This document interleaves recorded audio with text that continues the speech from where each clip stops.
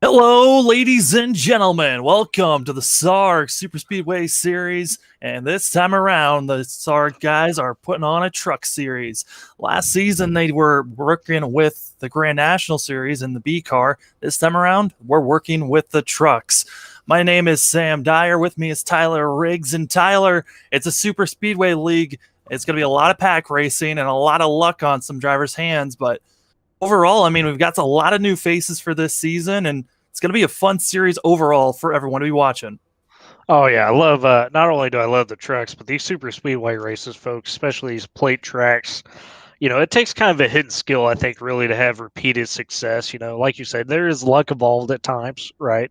But at the same time, there is something to being a guy that or a driver that can consistently put themselves in position to win some of these races. Yeah, Lucas Cram, the driver that we've been talking about before this broadcast, probably the favorite to win here today. In last season in the Grand National Series, he won the first two races and really finished off strong. And it's someone that we're expecting to do well here at the start of this season. It's going to be 80 laps that these drivers are going to be running, and there's also going to be a stage break on lap at the end of lap 40. These drivers are going to be putting on such a great show. We've got a lot of new faces that we haven't seen previously. And just based off of practice, top of the board, it's going to be Christopher Tate that takes that marker. And that driver looking like he's going to be fast. But as the drivers are lining up, they go through the grid.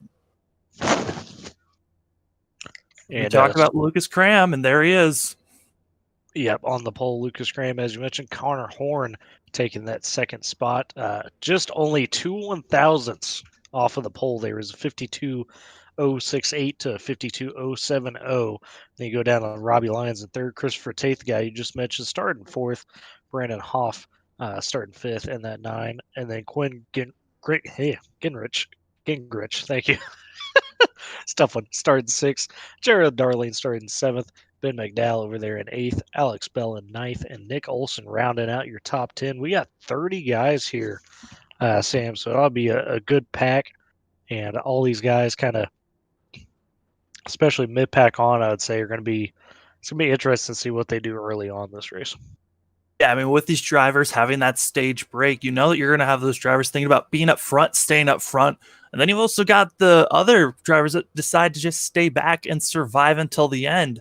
I know a lot of drivers usually are thinking about the survival tactics of staying out there and staying in the back, being about a second or more behind the main pack just so they have space just in case the big one happens. I mean, Tyler, usually the big one always happens either at the start, middle, or end.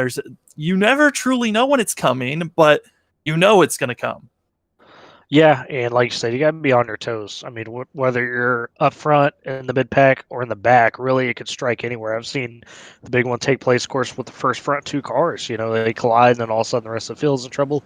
I've seen it happen in the mid pack, and I've seen it happen with the last 10, 12 drivers over the course of just racing. So you got to be careful. I don't think there's any quote unquote safe spot, so to speak. It's more of what you want to do, especially with this race being in a stage, Sam. That's an interesting part of it now is you could really pick and choose when you want to strike or when you want to lay back and just kind of find a rhythm. Yeah, a rhythm for these drivers to be watching out for as these drivers are coming around turn number 2 on this pace lap. This is the across the stripe 200, and the drivers are set up to run 80 laps here. Tyler, with there being that stage break, doesn't that kind of take away from there being a green flag pit stop? I would assume so. Typically, the run here in Daytona by yourself in these trucks, fuel-wise, is around that 37 lap mark or so, and of course, that usually extends out to about anywhere between 42, 45 by the time you factor in draft. And of course, if we get any cautions before then, Sam, that's definitely going to make sure that they're good on fuel. But it's something to watch and monitor. A guy like Lucas Cram, if he's leading the entire first half of the race, he may have to watch his gauge a little bit just in case, because he wouldn't really benefit from that draft. But typically these guys get thrown around enough, get shuffled around enough, you don't have to worry about it. Drivers are lined up. Pace truck pulls off. We're getting ready to start off the Across the Stripe 200 for the SARG Superspeedway Series. Green flag out in the air, and it's Lucas Cram moving us along. Yeah, Lucas got I'll call it the proper restart here at Daytona. You don't want to get a huge dump. You don't want to make sure you're out there vulnerable where somebody can't push you. He did a fine job of making sure he fell back into that 97 behind him. So got drivers that are going to be trying to work on that inside and outside line. It's wide enough to go 3, sometimes 4 wide action here. And all these drivers know it's about staying smooth. And the lane that stays the smoothest and more in line is the lane that's going to be moving the fastest. Yeah, typically that's the worst in terms of trying to do that and stay consistent is when you're boxed in on the inside. So you look at that one truck back there at Jared Darling, like that's a perfect example. He's boxed in. He's got a guy in front of him, guy behind him, guy on the outside. And if you're not careful, you can lose sight of where that line is sometimes getting into the corner. So it'll be real interesting to see how smooth this bottom line is, especially early on, because I think guys can kind of pick and choose of, okay, this is a guy I want to work with, this is a guy I don't want to work with based on how smooth they are. Lucas Cram leading the first lap, still leading the charge on the inside lane. And Connor Horn trying to make that outside lane start moving, and it looks like starting to get lined up, and they're moving forward. Yeah, it took them a good full lap, and they're just now starting to connect. So I'd say about this lap or the next, you're really going to see some good pushes come from that outside line as long as they stay connected. And this is one of the fun parts of the trucks. They're a bit wider, a bit more, interesting to get around these super speedways as opposed to the Xfinity and the Cup cars. And, you mentioned 3 or 4 wide. That could get real dicey in these trucks. And it's one of those things where we're going to be just seeing this. As I say, we're probably going to stay close and smooth. Christopher Tate decides he's going to go to the outside, and with no help, he'll be dropping back.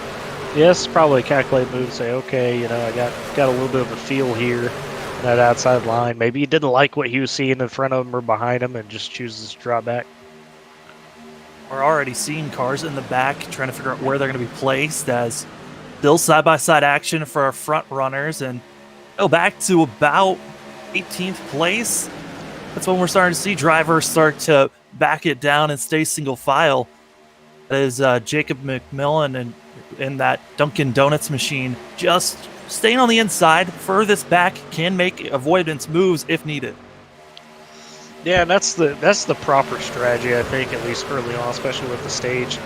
I've seen guys, want to be aggressive, be up front, and that can work out if you know how to do it. But generally, if you want to be there at the end and not really have the risk in the early part of the race, you just stay back. And it looks like McMillan at 21, as you were talking about, he's going to drop back even further, decides to take it to the inside below the yellow and get behind the second pack.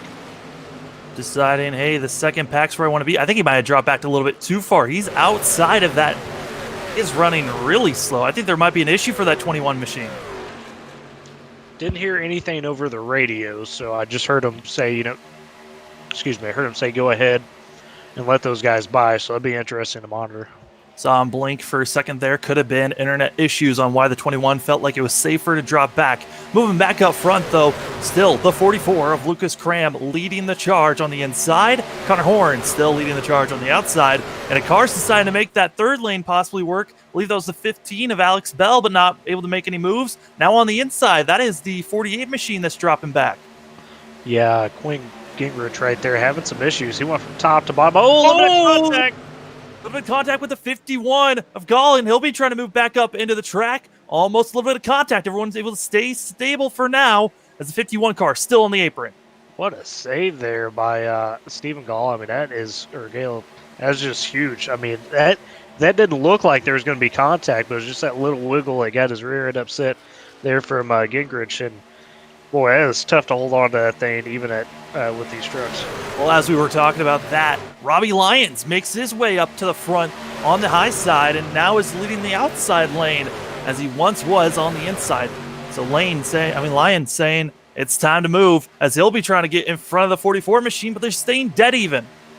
Yeah, he's got some help behind him with Connor Horn there at this line. And, the trick to being a good outside line leader guys get, wanted to work with you is just really being able to hold it steady in the middle of the turn there. And that's something that it can be pretty difficult because you want to maybe side draft a little bit on that bottom lane, squeeze them. But we'll see if Lyon kind of gets the favor, if you will, some of these other drivers behind him.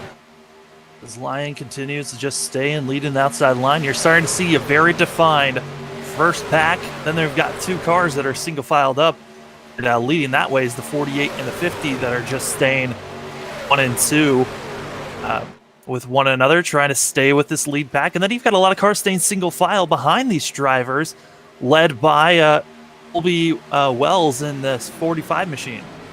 Yeah, and these guys that are behind the lead pack, they really do need to stay single file, make sure they're optimizing their draft, because if they start to battle in that second pack, they're going to continue to lose time on that first group, and you never, especially in a stage instance like this, you never want to get yourself too far back in case you get trapped a lap down, something like that. You got to be careful with that. As we move back up front, Lions almost able to get by the 44 of Cram, but just not able to. And it's one of those things where we're starting to see it right now. Not a lot of very aggressive moves. People very nicely giving space to everyone else. But we know that once it gets closer to that stage at the end of lap 40, drivers are going to be getting a lot more aggressive here up front, trying to get those stage points. And then also at the end of the race, the driver's going to be hunting for that victory.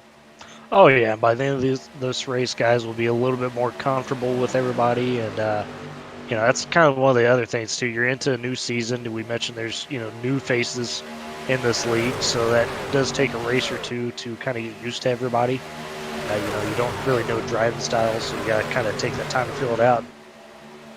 That Miller Light machine of the 87 of Gavin Jones, that is a car going the lap down, had to pit.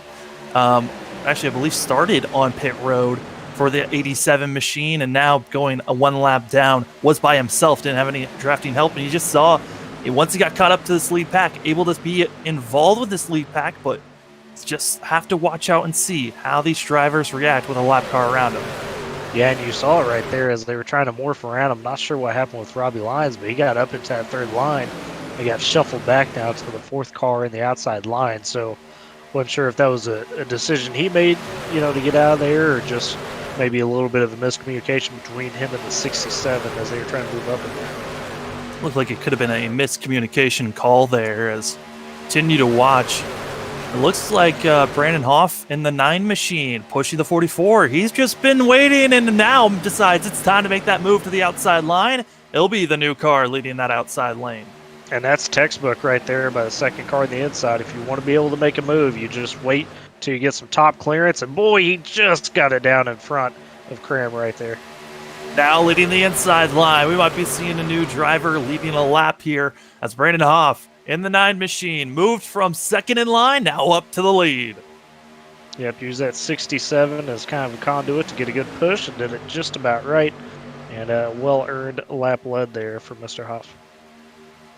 We've only seen really one incident so far with the 52 and the 48, but these drivers have been pretty nice, and it looks like that second pack has finally gotten in line and have actually started catching up to this lead pack, about to be merging back in and becoming one massive lane. Yeah, that ought to be interesting here. Some of these guys use that run to catch up, see if anybody really tries to move up from that backpack. They could just be saying, hey, we'll catch this lead pack and then, tag along like we've been doing. But, sometimes in those scenarios, you get a guy that's back there that wants to get up front and finally gets the opportunity. So we'll have to see who decides to go ahead and be aggressive. On the backstretch, that's when we saw the 44 make that move to the high side. Now he's going to be trying to do the same exact move that the 9 machine did, but it just looks like he's not getting the right momentum to be able to make the pass so far, as Hoff will lead on the inside. Yeah, Cram made it kind of an awkward spot where he didn't have the best run. That outside line's not really connected like the inside, but they're going to get some help maybe from that 15, but they aren't together enough, it looks like, to really give Cram the big run. And as we're on lap 12, when they cross the line, lap 13, these drivers been running very nicely, like I've been saying, but when do you think that the aggression level is going to start to ramp up? You've seen a lot more aggressive moves that drivers are going to be making.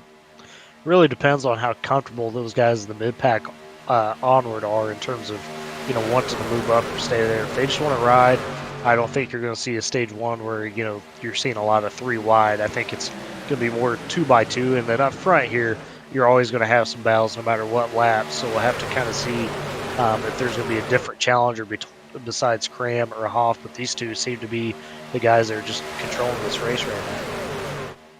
Keep on chugging along, and on your end, Tyler, you'll be able to see, but who's been some of our biggest movers so far from the back up to the front? Yeah, if we look there so far, it looks like one of the bigger ones that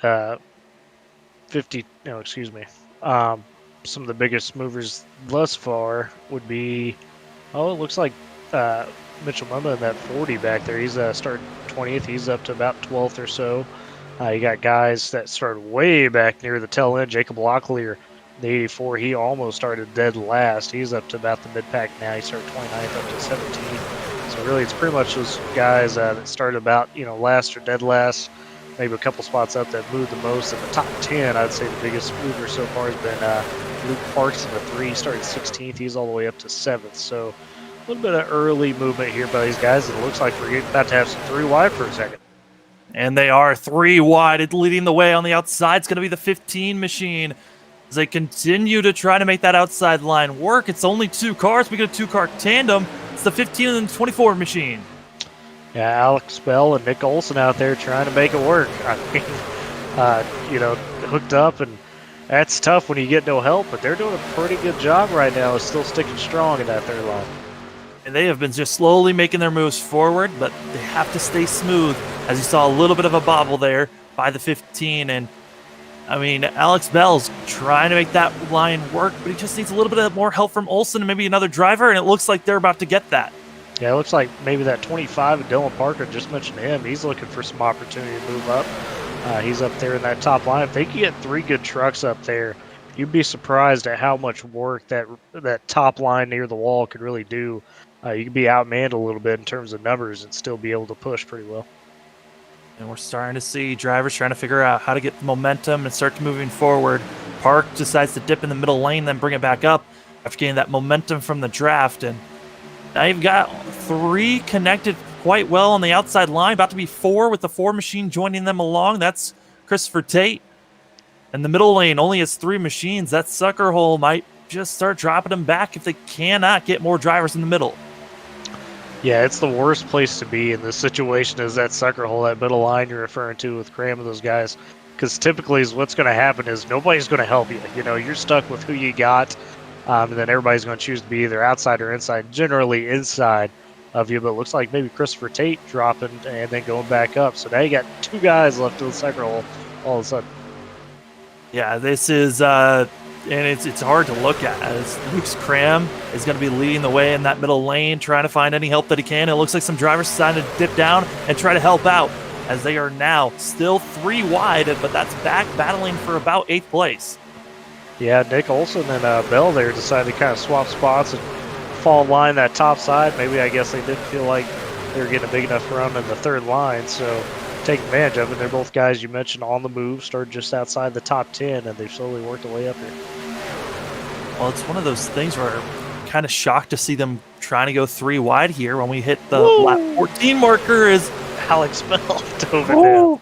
You know, that's the moves, though, that you have to make sometimes here at Superspeedway. If there's a hole, your spotter's telling you it's there. You have to make those moves quickly, and if you wait or hesitate, you could be finding yourself spinning around. Yeah, you could be the cause of the big one if you don't time it right. So kudos to Bell there. As you mentioned, probably got the call that, hey, it's there if you want it now, but like you said, you have to make it that instant. And you did just that perfectly. I think, if anything, that has been showing strength, that 2-car tandems, or 2-truck tandems, I should say, they work, as Cram and Horn have just been stuck as glue. And they've been staying what was the middle lane out of the outside lane, and they've been just making it work and able to just stay on the outside of the 9 and the 1. Yeah, and the reason that is, Sam, is because compared to your Grand National, your Xfinity and your Cup cars, these trucks allow you a lot more time to be able to just stick on the back bumper and push a guy. Whereas with the Cup cars are probably the most finicky in that, you don't really get but maybe a lap and a half of truly being stuck to a guy and pushing. The Xfinity cars, you get a bit of a longer leash, maybe a few, 4 or 5 laps. With these trucks, you really be stuck to a guy for, dang near 10 laps. And if you just roll it a little bit, you don't even have to necessarily duck out of line to get the truck to breathe. So that's why those 2-truck tandems seem to be so strong whenever they're on it. And just like that, Lucas Cram got the shove he needed and now is leading that inside lane, kind of leaving Connor Horn and Park on their lonesome on that outside lane. Yeah, and everybody's single filed up pretty much behind. You got a couple stragglers on the outside trying to make it work now. We'll see if they get formed back up there. It's too much opportunity when you see such a long line like that on the bottom. Say, hey, we got a couple guys up top. Let's go ahead, get up there, and I can maybe gain 4 or 5 spots. So that'd be interesting to see. It looks like here in the couple of these guys are pitting, so I guess fuel-wise, Sam, it's definitely going to play a factor. They're going to have to pay here. Yeah, that was something I was going to bring up, is the way that these drivers were starting to single file up. It was looking exactly like drivers setting up to go to the pits, because whenever pits are looming for about the first 5 laps before they have to come in, everyone tries to single file up on that inside line so they can cleanly all come in. Definitely some clutch stops coming up here. Let's see if anybody gets out of shape. Everybody's about splitting it up in 2 groups, doing a good job. Cram leading them into pit road there with the 24. Everybody looks pretty smooth. He's smooth, trying to make sure that everyone's clean coming in. Now here's the real tricky part. You got into pit road, hopefully without a penalty, and now can you get into your box cleanly? And that is not possible for 84 machine that really overbound. Slid past his box, then when he came back, he overshot it again. So 84 machine's going to be staying very far back, and other machines might be having struggles as well. Yeah, that was an 84 Jake Locklear, like you mentioned. That was one of our big movers early on, so that's kind of a tough situation for him. It's going to feel like a shot in the foot after moving up a bit. Here comes that second group led by Hoff getting ready to come in. Well, it looks like some drivers might have gone with just 2 tires and fuel, and others might have gone with 4, because Lucas Cram came in first, and he'll be heading back as more co-drivers in this front pack are now coming in, and we'll see who is going to be safe in this second pack. Brandon Hoff, the leader there, bringing it in. I'm not sure if he got down in time. He came in real quick. He checked it up hard after he got past the cone, but we'll have to see if he did enough to make sure he didn't get a speeding penalty. As these drivers are doing their pit stops, we move back up to the first group that pitted, and leading that charge is going to be Nick Olson in the 24 machine, but he looked like he got a little out of shape out of 2. Yeah. Oh boy, I think we got one report of the 40 car. Mitchell Mumma out of gas, it sounds like. Not sure where. Oh, the 48! Oh my big goodness. wreck. No yellow, now the yellow comes out. That was the 48 of Quinn Gingrich, and I don't know if he got loose or what. Got on the throttle just a little too hard, but man, he came out of the pits. Oh boy, yeah, Sam, that's exactly what it was. He just got past the exit of pit road there in terms of the cone, and it looks like he just tried to throttle up and maybe shift, and it just kicked loose on him, and it couldn't have been a worse time. That was that lead pack you'd mentioned coming down pit road first, and that just took out Lucas Cram, who's been up here leading that, and that's going to be interesting to see the aftermath of that one. I know Connor Horn got a little piece of that as well, and man, that is a lot of some of our favorites at the start of this race. Major issues. The 48 car comes up, the walls, the 67, other machines as well involved in that. And just, I know that's not how you wanted this race to go for some of these drivers. Heartbreaking to see it. Well, and for Quinn, too, in the 48, he does not want to be that guy. He did want to be that guy. And it's just one of those situations where for that pack that was coming around him, wrong place, wrong time. You can't do anything else to avoid that. And I think for Quinn himself, that thing will kick on you like that, and it's just so unexpected, Sam. It's hard to be able to save it and make sure you don't hit anybody at that point. Well, pit stops just got done. Even cars that were coming from further on back had more contact involved there. So a lot of machines is not the way they wanted their night to go. As you see here under pits, that's a machine getting pushed. That's Chris Sawyer pushing the 45 machine. Looks like he might be out of gas or having his own issues. Yeah, I know Mitchell Mumma, the 40, was out of gas, so that's who might be pushing him. No, that's Kobe Wells is pushing. Yeah, so yeah, no telling there. Apparently it was that tight on fuel, so it probably wasn't the only one out of fuel was Mumma. Well, if anything, this shows us what the fuel run is going to look like here from moving forward. The driver should have enough fuel, as Chris Sawyer is the furthest car back in 30th position. Looks like his engine finally has expired and is out of this thing. Up front, Hoff's going to be leading the way in the 9 machine, possibly here, as drivers are getting situated where they're going to be at. But a lot of our favorites coming into this race had great qualifying times and were running up front at the start of this race.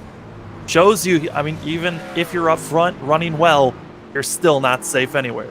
Oh yeah, like I said at the top of the broadcast there, as they were gridding up and coming to the green, I mean, you could be in the front, you can be in the middle, you can be in the very back, and you never know what might find you in terms of trouble at these super speedways.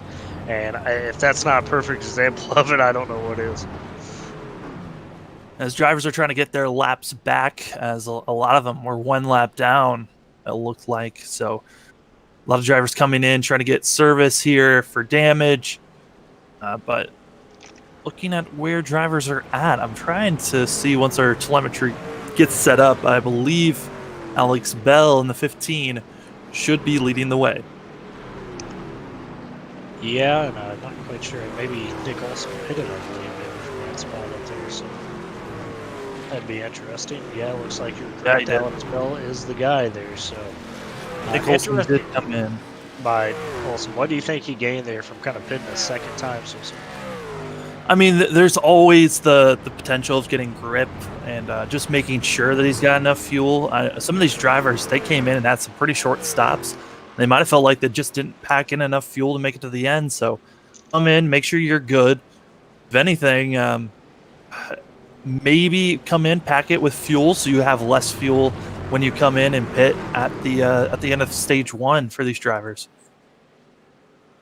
Yeah, I mean that's a good point in terms of just setting up the end of the race, right? I mean you want to be maybe able to dictate when you want to pit for that second stop, or that first stop in the second stage, I should say. If we get a green flag run like you're talking about, like you just did, where you go 20 laps, you got to pit. And I mean, wow, that's still crazy to see where drivers are lined up and the chaos that ensued for most of these drivers. Looking on the inside line, it looks like Connor Horn will be there, as Horn right now on our telemetry is marked as 17th place. So this kind of is shuffling up where drivers are going to be lined up at the moment. Yeah, and it looks like maybe Connor Horn is a end of the lead lap car, not quite a lap down. That's why it's got him restarting up there, because it is showing Bell as the leader here. And now it's going to be that 67 machine leading the inside line. That is not your leader. That leader is actually the 15 behind him, Alex Bell. And then on the outside, it's going to be Brandon Hoff in the 9 machine. So we just had our first caution, and a lot of drivers trying to figure out where they're going to be shuffling here, as now we're running to the end of stage 1, which will be at the end of lap number 40. But who knows if we're done with cautions. Yeah, these guys are trying to get around Connor Horn. They're saying, hey, but we know you're trying to keep your lap, but we're not wanting you to lead this pack, as Hoff and that 88 there, Clint Spillman, work around them, as well as the 15 of Bell. 3 drivers, now 4 able to get by Horn, and Horn does have damage. Oh, the 88 was not clear, as Bell and 88 being a little bit of contact as everyone's still shuffling around through the tri-oval. Boy, and Bell almost came right down on the bumper of the 67. He's getting a little bit of a shove there. I don't think Horn was pleased with him cutting down like he did, so maybe kind of stayed in the gas a bit into the corner. I'm seeing some ruffled bumpers on some of these trucks, so there's been some contact here and there with some of these guys. Some of the drivers, it looked like in that second pack when we had our first green flag run, they were making a lot of hard contact here, but it's now Luke Parks and Spillman making the move on that inside line. But here comes the 1 machine of Darling making some moves. Yeah, he's trying to get that outside line going. He's got that 67 behind him. And if I had to choose a guy to push me in the outside line, I would choose a guy that's trying to earn back a lap like the 67, because you know they're not going to let up anytime soon. Try to get up to the front, get your lap back the hard way, because Connor Horn is the first car 1 lap down. So in any lucky dog position, he's set up to get that. But he's got his eyes out for the 25 machine. That's just a car, 2 cars back from Connor Horn. Yeah, and the way that caution came out in terms of the timing of it definitely threw a loop for a lot of guys. A lot of these guys that are lap down, including Horn, Parker, Gavin Jones, and some of them all were just kind of trapped because of that caution. Still leading on the inside line. It's going to be the 1 of Jared Darling. And that 1 machine has just been, it was in cruise control, pushing both the 44 and the 9 for a bit there on the inside line. Now that we have the 9 of Hoff dropped it back a bit, it's not going to set him up perfectly, but being pushed and shoved to the front of the line. It's the 67, dipping it down low is going to be Murphy. And Murphy takes the lead off that. Once again, a situation where you use that lap car. And look at this battle by Park and Horn. Park trying to make sure he got some momentum around the 67 to maybe be the first car lap down. Instead, he's going to get hung out to dry. For Parker, just like that. Parker gets pushed out of line in the 25 machine to let the drop back in. Finds his way back into line, being the 5th car in the outside lane. Alex Bell is not liking the fact that he's not leading this outside line. The one positive is that he's in line saving fuel, but we're running to the end of the stage. All these drivers can make it to the end. Yeah, pretty much the way this outside line is with the Connor Horn leading and now he ducks to the inside. It creates a situation where the guy behind you is going to just push the absolute snot out of you. Whether it's Bell or whoever's behind Horn, just to make sure they get the spot. Oh, Murphy getting the look. Oh, the 3! They go in the middle of the pack, and contact made as they're going around. And that was Luke Parks. I'm not sure what happened with him, but he got sideways, and we got ourselves another big wreck in the middle of the pack. A lot of machines that were a lap down, and first car a lap down, I believe, was still Connor Horn that had no contact, so he'll be getting the lucky dog there. Actually, I think is going to be scored as earning his lap back without the lucky dog. And so what that means is Sam Dillon Parker was the lucky dog at that point, but he got involved in the wreck. So we're going to have to see who gets it because iRace is basically going to give it to the first car lap down that was not involved in that wreck. Oh my goodness. We're going to see how this caution went down from a blimp cam. It all started with Park, who just misplaced himself, got a little bit shuffled out of place here, but you'll see coming out of 2 on the front stretch, car shuffling and kind of contact there from Parker, and that's what started that all off.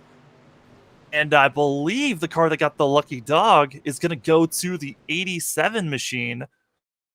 We're going to see a cockpit view of his way he got through this because he felt like Moses for a second there with the seas parting for himself. Yeah, and that's sometimes that happens. And we'll have to see his wreck avoidance here because he may have used the old, oh my goodness. Boy. Yeah, it just completely opened up for himself, but it really shouldn't have. A great move that puts himself for the lucky dog position. Huge moves by all those drivers, but I mean, just like that, slight contact in the rear quarter panel can just cost you a race, really. Yeah, it was an odd angle, and I think is what happened. Luke Parks was trying to just check up a little bit. He didn't want to, he saw kind of the craziness going on. So I'm going to back out just a tick. But Dylan Parker, obviously being, a lap down, was kind of in the gas. He's trying to make a move and maybe just didn't realize Parks was slowing up that much. And really, it was the placement of the contact. I don't think it was necessarily contact itself. Because if you hit that square, I don't think it kicks Parks that loose. But just that quarter panel, even on these trucks, if you don't hit square, somebody's going to get loose, probably going around, and that's what you saw there. Connor Horn loving this caution, as since he didn't get the lucky dog, actually will now get to be up front with the lead pack of crew on the cars that are on the lead lap. It's coming out of the pits. It's going to be the 33 car that gets out first. Yeah, nice job there. And boy, we are quickly, Sam, down to about 17 cars on the lead lap. And there's some guys now that are banged up too. So I'm intrigued to see what kind of names emerge from this mid pack. Guys like maybe that 41 Lucas Strayer, or somebody like that, like we just haven't seen yet up front. When are those guys going to start pressing? Strayer was involved with this accident, so he'll be staying in for a little bit longer here for this caution. But looking at the cars that are involved in that wreck and cars that were able to get through, Jeremy Jones and that 81 Undo machine, he's someone I've got my eye on, a very clean looking car trying to make some moves forward. We've already seen a lot of new faces up front compared to our first run. We got Brett Murphy leading the way. We saw Spillman up front for a second there. A lot of hungry machines recognizing, hey, we've had 2 massive wrecks that have taken out 6 to 8 machines. Might as well start making my move forward. Well, what's interesting is I crew chiefed a race this past Sunday. It was trucks to Daytona, nighttime, and the guy that was crew chief and took the approach of, sitting way back, kind of like you saw some of these guys doing.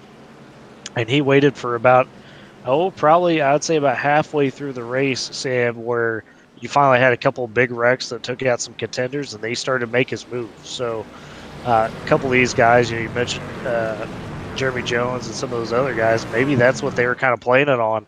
And that's a smart way to do it, because typically with a newer group or when you have a lot of new faces around, it takes a race or two to where things clean up a bit. Not that this is going to be a caution fest, but mistakes are a lot easier to occur whenever you don't really know what some of the other guys around you are doing. Looking at the drivers that are running right now, we've got a total of 18 cars on the lead lap, and I believe about 5 to 6 of those 18 cars have a slight damage that they're working with. So front pack of machines looking to do well as looking at it. Our front 7 stayed out, and the rest of the field came in, and so the rest of the field have about 10 to 8 lap fresher tires than the rest of the field. Yeah, and I wonder how that's going to play out. Typically, tires at Daytona, especially at night, not really the biggest thing, right? I mean, you're not really needing the extra grip, but for these guys, maybe that's just something that they, comfort-wise needed. This truck pulls off. We're getting ready to go green here with 47 laps to go. Lap 34 is now underway here at the Across the Stripe 200, the SARG Super Speedway Series. And the trucks, and it's already been seen 2 massive wrecks up front. Brett Murphy, we just saw him get up here about 4 laps before the caution came out, and he's doing a pretty good job in that 11 machine, being pushed by a strong car of Alex Bell. Yeah, this is going to be the interesting thing. You talked earlier about as we get closer to the stage, and then the end of the race, things would tighten up. Guys like Alex Bell here are not going to let off like they would, those first 5 laps or 6 into a quarter. You see Bell pretty much staying hooked up. So if you're Murphy up there to lead, you got to be ready to handle it. You can't let that take you by surprise. I mean, like, you look at the outside lane, you look at the inside lane. The inside lane is a bunch of drivers that have been lingering back for most of this first part of this race. The cars that are on the outside are all drivers that have been in this lead pack since the start. The 24 car almost got a little loose there. Yeah, try to make that daring move. He made an awkward spot where you're getting into the corner, so that truck can definitely kick loose on you if you're not ready for it. Now they're going 3 wide here. We still got a few laps before we even get to the stage break. Running for the stage break, but here's the thing: you're running for the stage, but what about the race win? That's the part that you're going to be getting a lot more points with. These drivers are running hard, trying to get in the best position they can as they're 3 wide once again for the lead. That 9 truck making some moves. Brendan Half right there just getting his way back up there. We saw him be strong for a bit up front before the pit stops, and he's reasserting himself. Going to be making that middle line work. He's got Bell pushing him right now, and then on the inside lane, you've got yourself Jared Darling being pushed by Olsen, and you've got a lot of hungry drivers. And guess what? Connor Horn, 3rd in line on that outside line, and that machine no longer 1 lap down or battling to get his lap back. He's now on the lead lap and has a chance to get back up front. Yeah, I'm not surprised by that. We saw before he got trapped a lap down, he was a strong truck up here. Was running typically top 5, so no surprise to see him back up here reassert himself as well. And this front group, I think, are guys that for the rest of the race are really going to decide, who comes out on top, just because they're all talented enough to really get up there and kind of throw it around a bit. You can start to see our front about 10 to 15 staying pretty stable. It's when you go back to about 15th, 16th place where cars are shuffling all over the place trying to figure out what lane and where the draft is to try to start moving up forward. Yeah, and that's the group of guys that are still deciding, do I want to hang back, or as you mentioned, do I want to go forward? And some of these guys say, the stage is coming. I need to worm my way into the top 10 or whatever. Some other ones are just like, let them have it. I'm going to set myself up going forward after the stage here. Now remember, the end of the stage is at the end of lap 40. So at the moment, we're 5 laps away from getting to that point. When they cross the line, it'll be 4 laps until the end of the stage. These drivers are going to be running as hard as they can to get to the end of this thing and get those bonus points.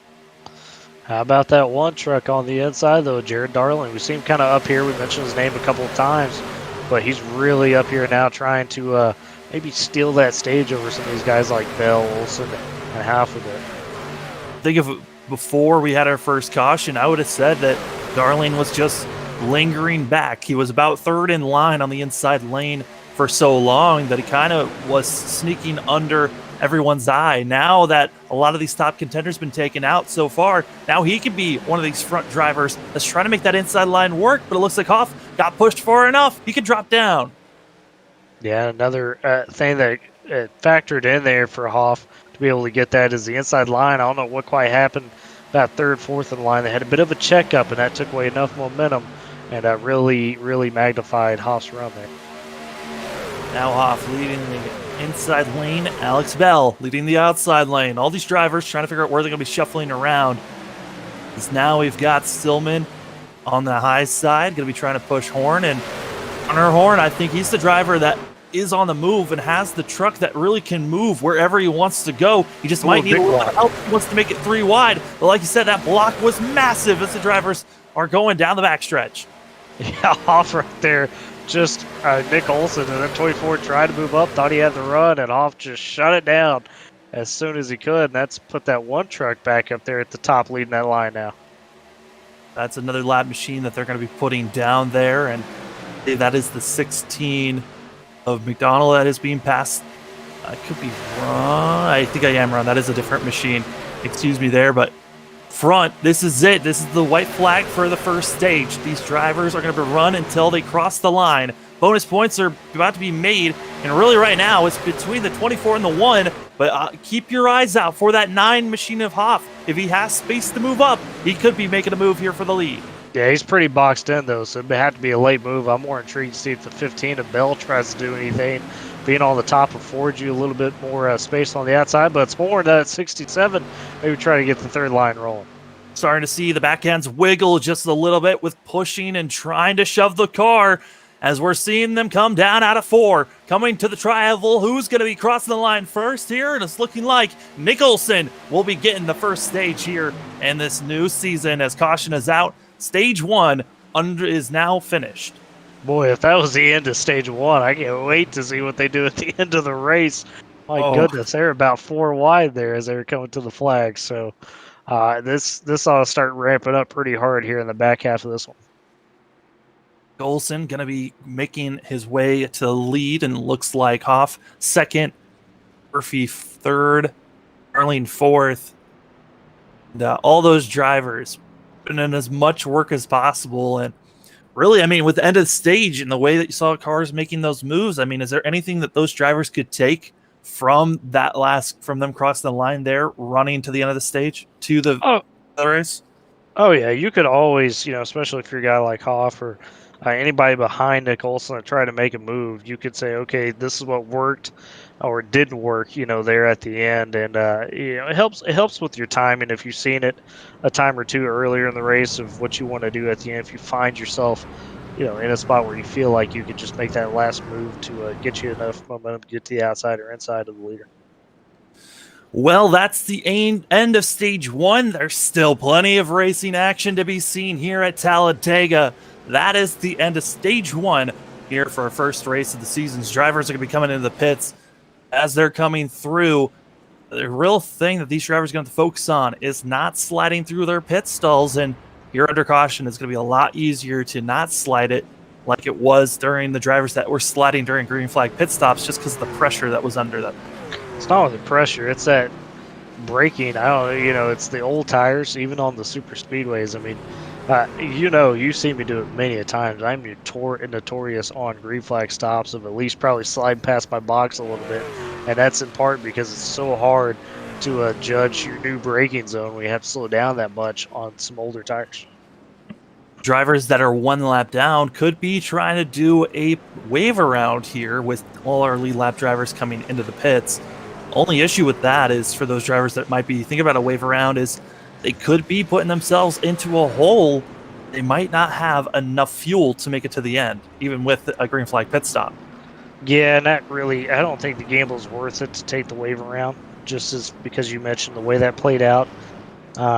you could be really risking on fuel, and I wouldn't take that type of gamble. I would assume, if I was one of those guys, that you could pretty much count on at least one more caution. I'd be shocked if we don't get another instance of, somebody just getting a bit out of shape, because it's Daytona. It's going to happen, and I think you could bank on probably another caution if you're those guys. If not, I don't think it works out on the other side of it either way. So just, take your fuel, take your tires here, and just hope you get that caution. Nick Olson in the 24 machine leading the way so far. As they come across the line, it's going to be lap 43. Before we go green again, we're going to take a quick commercial break, but the intensity level is ramping up as we're past the halfway.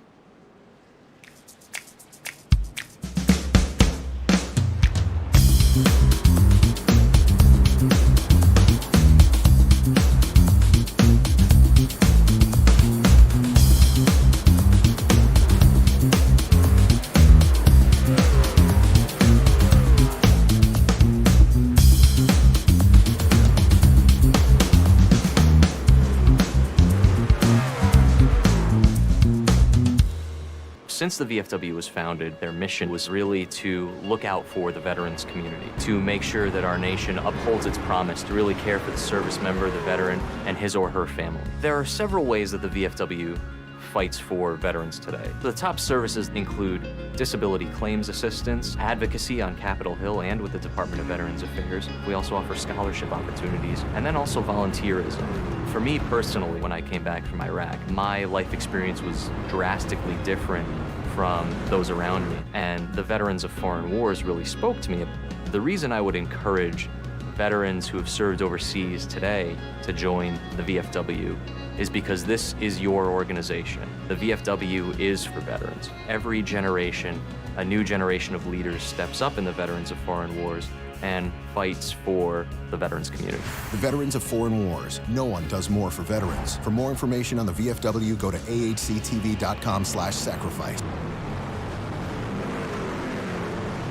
Thank you to all of our sponsors that allow us to do this broadcast. Now you're watching SARG, the Super Speedway Series for the trucks here for the 2020 season. Right now, Nick Olson led the first stage and finished it off. We'll see if he can be the driver getting the win here as we are on our first race and we are back underway. The car's dropping to the inside all the way out of this thing. Oh my goodness, that is Park, I believe. No, that's Murphy.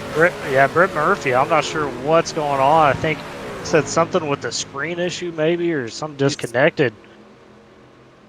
Be able to get back going. Luckily, that was often into the infield and no one else was involved. A shocking event happening right on the restart here as we're coming to the end of this race. We know the intensity level is going to rise here, Tyler, and it looks like drivers already on the move as here comes the 69 machine, who we haven't seen at all this race. We have not said Stephen Perot's name. Oh no! There they go around. The idiot Millman. He continues to save it. It might have. Oh, what an amazing save by these guys! It's still not over. They're trying to get back on the track, sort it out. Looks like the field drivers are still trying to slow down. My goodness, they're 4 wide back there, still trying to sort it out, getting up to speed. These drivers are at the end of the lead pack who just took waiver rounds, so their tires are much older, and some drivers were slamming on their brakes to get going, to not run anyone back over. Moving back up front, though, we've got the driver that we called that probably is one of the fastest cars left in here from our first caution, Connor Horn, back to the lead. Yeah, I want to come back after being a lap down, getting it back the hard way, especially at super speedway like Daytona. Very impressive stuff, and he just took advantage of that craziness there between the restart and then that almost instant. I'm interested to see now, Sam, how affected is that 24 truck, because that was I'm not sure if it was some netco contact or 24 lag, but obviously him and the 88 got together a bit, and if the 24's got a little bit of that damage, that could make him now not the guy to beat, so to speak. Yeah, Nick Olson, who got the win for the first stage, looked like he was someone that could possibly be moving up front and staying up front with that contact. Looked like it was just on his side panel. I don't think it's going to hurt him too much. I think if he got any front end or back end damage to mess up the back spoiler at all, I think that would have hurt him a lot more. He still hasn't enough left on that machine to be still challenging as Connor Horn still trying to make that inside line work. 24 car moves up. Here's the real test, because I do, at least on what I'm seeing, there's just a touch of that 24's left rear quarter panel being pushed in, or at least the spoiler, I should say. Not pushed up, but pushed in. So we'll see how he handles being up front. But him and the 15 just dominated the outside line there and easily got around Connor Horn.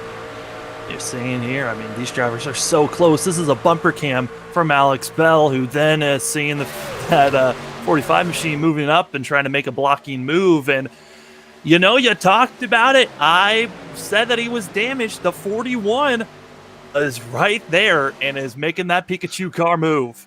Hey, I had faith in the guy, all right? You know, he may not saw the road, but I had some faith. Yeah, Lucas Strayer getting it up there. And it goes to show, like we talked about a bit, these trucks, it really depends on where you take the damage, right? Like he's got it on that left, or that right front quarter, or that right front bumper, if I get it out. More so than anything, the rest of the truck looks pretty clean, so that's obviously not affecting him too bad. Other drivers that are running around here, I mean, the 52 machine, we saw him have an amazing save back on lap, I believe it was about 25 when we saw the 52 machine going for a little bit of a spill there. But he's back up from this lead, and now this front pack that once was just 8 cars looks like it's now up to about 14 machines that are all hooked up. Yeah, that second group that was kind of still displaced a bit from the craziness. About 4, 5, 6 trucks or so caught back up, and now you've got a very distinct top group here, and then about 12th on back. That's where the rest of the chaos was, and they're single filed up trying to catch up to this front group. Now with this front group, I mean, we're talking about Strayer's damaged, and we're also talking about Olson's damage. It's something that's going to be talked about. Also, Connor Horn has a little bit of damage still running up front. With the front bumper damage, does it hinder you from being a lead car, or does it hinder you being a push car? The only thing that's really going to hinder you being a lead car more so is if that front damage is more along the lines of towards the radiator, right? Usually, if it's on the fenders, that's not going to hurt you. As far as being a pusher, it definitely can at least change your angles a bit. Just because now if you got a damaged right front bumper, it's going to be harder to judge, if you can hit a guy square or not, something like that. So it could affect you both ways. I'd say being up front, being the lead guy, it's more about, do you have any radiator damage or anything like that? And then also that rear spoiler saying you'd be surprised at how much that really can prevent you from being a lead truck as well. Well, right now, we've actually recounted it. We got 11 cars in this lead pack. The driver that's at the end of this pack, that's the 87 of Gavin Jones, who we saw survive that first wreck by just seeing everything parted in front of him. I mean, that second caution, excuse me, where he had the space to really go through the rest of the field, and the seeds were able to move out of his way. So he'll be just lingering back and waiting for his time to move, as that is the 9 machine of Hoff that you've been seeing linking in and out. That's some connection issues on his end, and we're hoping that he can get that sorted, or he'll have to move to the back of the pack so that no one else has issues around that 9 machine. Another guy that surprised me as far as being up in this lead pack at this point is that 40, Mitch Mumma. I mean, he was calling that he was out of gas after the first round of stops because the caution came out at a time where he hadn't quite got to pit, so he had to get a push to pit road just to get his fuel. He had stayed on the lead lap because of it, but it's surprising for him to be able to recover from that so soon. And with these 11 cars out here, I mean, like you said, fuel is something to watch out for, and these drivers are within 10 laps of when we're going to be seeing them come back into green flag pit stops if we stay that way. As we've got our 11 drivers here leading this pack, we've got a even bigger pack back led by the 25 machine of Parker. Now, most of these machines have a lot more damage involved with one another.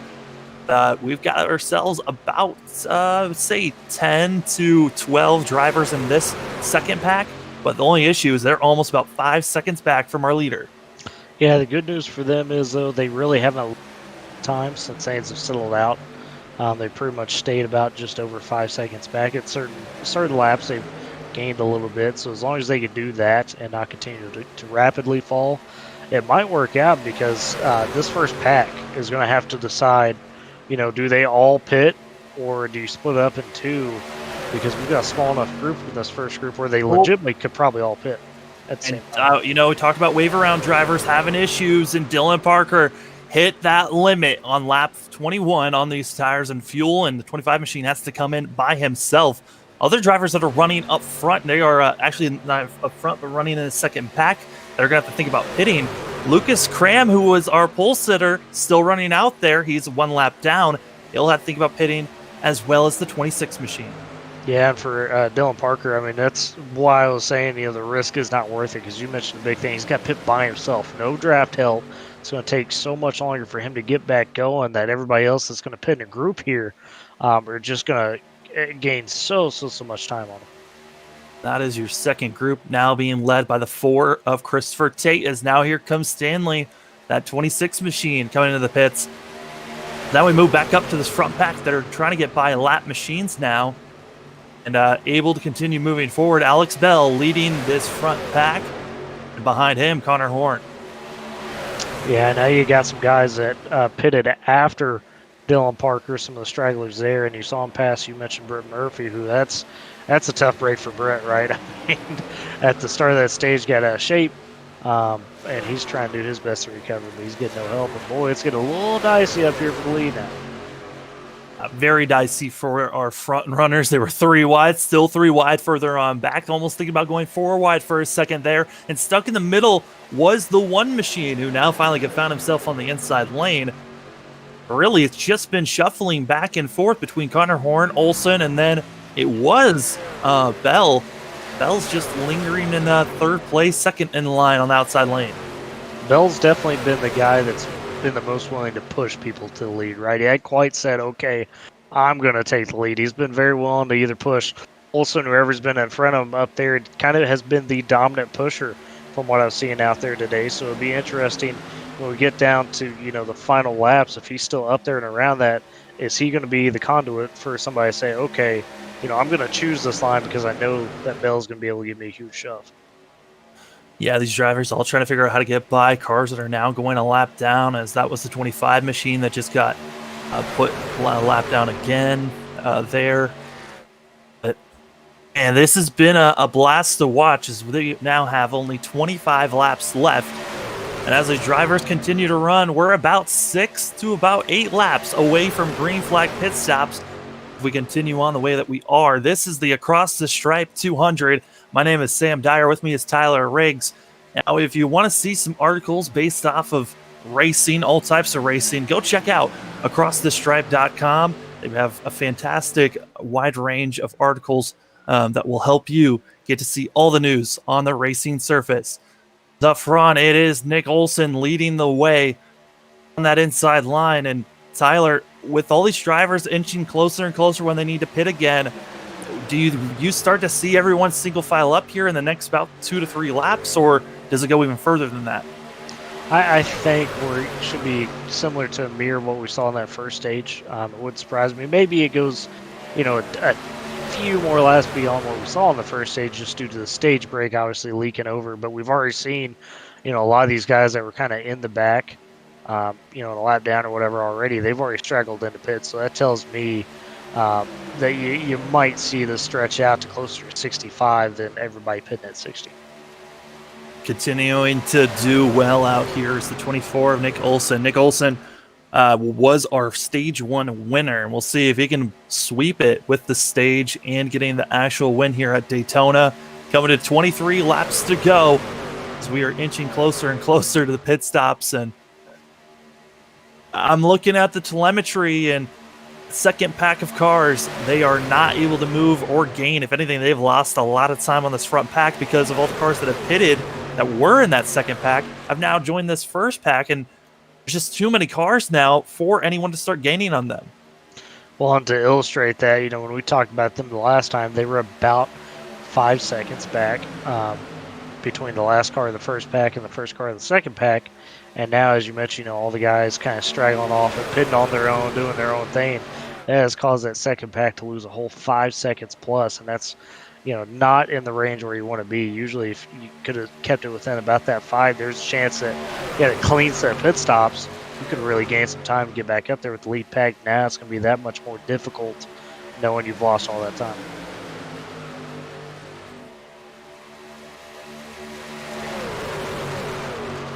As you're looking and seeing our front 11 all in this front pack, all within a second of one another, and they continue to push on. As we've been stating it, they're going to get closer and closer. They've been out there for 17 laps. What's going on? We'll see when they'll have to come to the pits.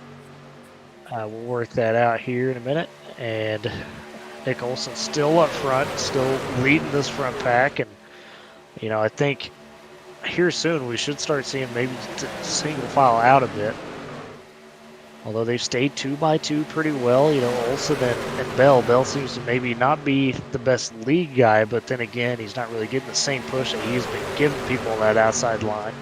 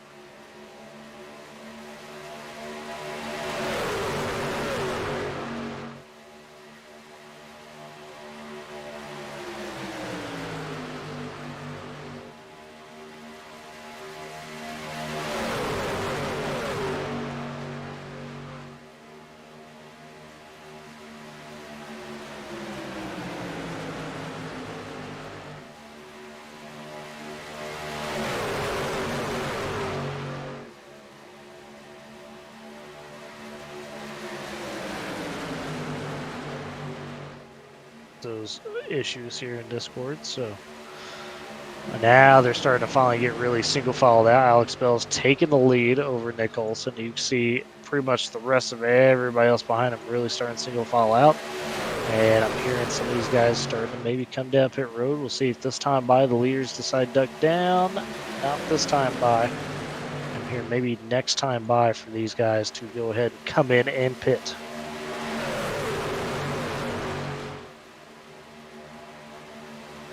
Oh yeah, hearing the calls now, it looks like you're going to be seeing at least a decent chunk of these leaders coming in, including 15 Alex Bell up there out front.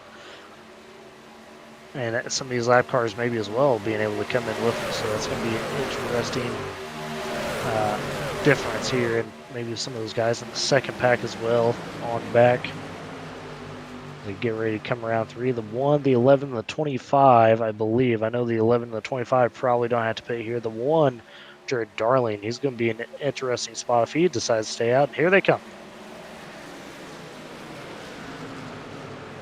They're all getting down to the pit road really, really quick. Connor Horn, oh, Parker back there in 25 gets a little loose. It looks like everybody got in decently clean.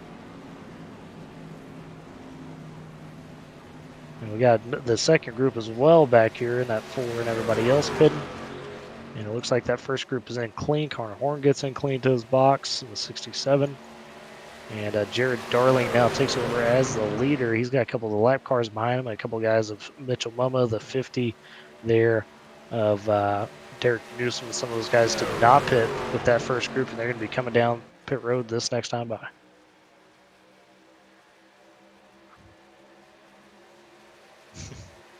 Here and everybody make sure they get off pit road clean, and here comes the second group now, about a significantly less group. It's led by that one truck. Everybody getting in pretty fast. Oh, contact between the 1, and I'm not quite sure who that was that hit him. That is going to be unfortunate. No caution, though. They stayed green.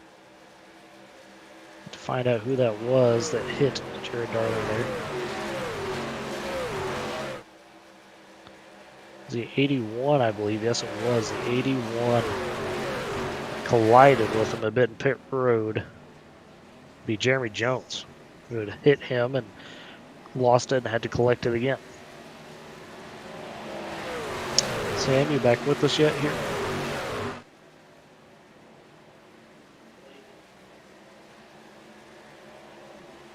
Maybe not quite yet for Sam. Like I said, he's working out some issues, so we'll hopefully get him back in here quick.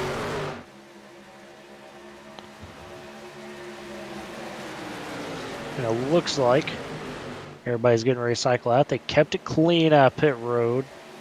Oh, Mitchell Mummo causing some issues there with Nick Olson and a couple other guys. He had to make Nick Olson go around him, and now that second group's caught up to the guys that just came out of pit road. And we'll see who takes over the lead here. As they get ready to come to the stripe, it's going to restart telemetry a bit. It might be Lucas Strayer in that 41. And at the line, it is Lucas Strayer in the 41, currently in the lead, being pushed by Alex Bell. But here comes the 97 of Robbie Lyon, the 9 of Hoff. Excuse me. And also that'd be Nick Olson. So those three get down in front of Strayer. And now your new leader at the point, Robbie Lyons. He's back up there. It's been a minute since we've seen him up there. And he is at the point of that 97, and they are 3 wide now. Alex Bell getting a huge push from Connor Horn in the top lane. It's just them two. Bell's going to be able to maybe clear going into turn 3, and he brings it down right in front of Robbie Lyon. He's your new leader now here. Alex Bell finally asserting himself a bit. Oh, 69 up there, up tight. Back about the third car, slapped the wall a bit. He's good, but at the line, it's a drag race, and it's going to be Horn, I think, that leads that lap. And it is Connor Horn. Just barely edges out in the second line over Bell. And now Horn getting a huge push from Nick Olson. They'll swing down in front of Alex Bell. And now Connor Horn and Nick Olson at the point here on that bottom line. And Olson looking back up top to take control of the top line as we get on to lap 66 here. And now Olson, he might be able to try to take the lead. These guys are just dicing it up right now for this lead. Getting 2-3 line. And Olson maybe gets left in the sucker hole as the 69 of Steven Perot gets pushed up to the top. He's got Dylan Parker behind him, and they are 3 wide for second right now. Olson in the middle, Bell inside of him, and the 69 up top. Looks like 69 is going to fall off a bit, and at the line, Horn leads that lap again on the inside, just barely over Olson in the 24. Now Olson gets a big push from the 9 of Brandon Hoff, and he's going to be able to take the lead. Back to the point goes Nick Olson, the 24 on the inside. These guys are getting really dicey. We got a lead pack here of about, I would say 14 trucks or so by the time you count it up. A couple of those guys maybe also a lap down, like Dylan Parker, the 25, who's currently up here as well. So as far as the lead lap cars go, I'd venture to say about 13 or 12 lead lap trucks up in this top group. But right now, Nick Olson on the bottom leading it. Now he's getting a bit of a challenge from the outside line here in Brandon Hoff. He's getting pushed, looks like, by the 87, who we haven't called in a good second. Gavin Jones has worked his way up here. Now he's trying to get Brandon Hoff the push to get to the lead. Olson, though, led that lap that time by.